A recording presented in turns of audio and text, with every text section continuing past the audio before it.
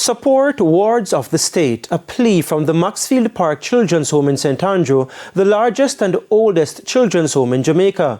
The facility is imploring more charity groups to come on board and volunteer. The over 60-acre facility houses over 100 children.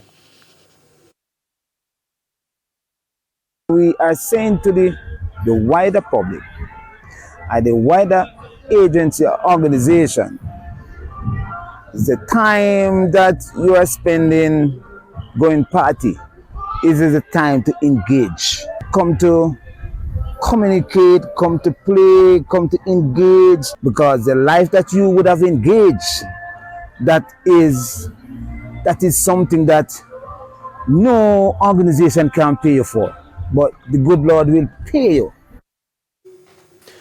Mr. Lawrence's role at the home is to ensure that when children leave the facility, they are well-rounded and able to be integrated into society. They are not just less fortunate, but they are great children here who are performing like other children who are performing outside of the institution. I would want to, if institution or organization or club is looking for an institution like to come, please knock at our door. We welcome you here.